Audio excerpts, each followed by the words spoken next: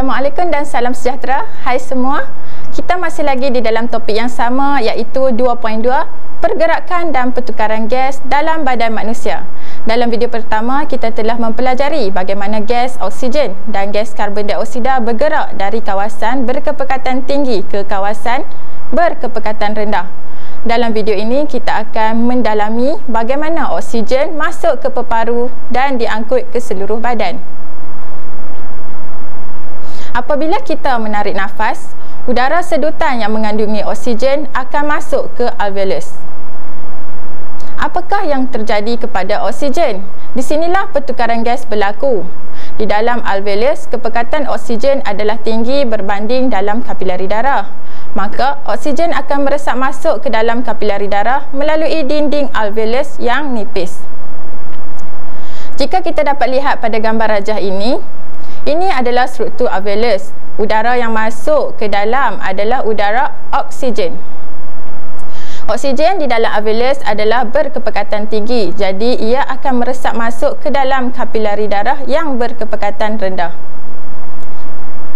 Di dalam sel darah merah terdapat hemoglobin, iaitu sebatian yang berwarna merah gelap. Hemoglobin akan bergabung dengan oksigen untuk membentuk oksihemoglobin, iaitu sebatian yang tidak stabil berwarna merah cerah. Persamaan mudahnya adalah oksigen tambah hemoglobin akan menghasilkan oksihemoglobin. Darah yang mengandungi oksihemoglobin akan mengalir ke jantung dan dipam ke seluruh badan.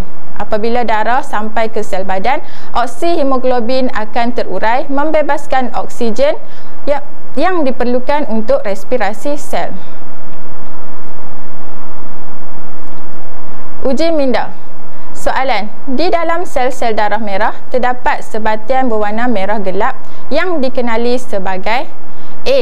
Hemoglobin, B. Resapan, C. Oksihemoglobin. Jawapannya adalah di dalam sel-sel darah merah terdapat sebatian berwarna merah gelap yang dikenali sebagai hemoglobin. Jadi, itulah cara oksigen bergerak dari peparu ke sel badan. Proses ini memastikan setiap sel mendapat oksigen secukupnya untuk menjalankan fungsi kehidupan. Jumpa anda dalam video ketiga nanti. Terima kasih.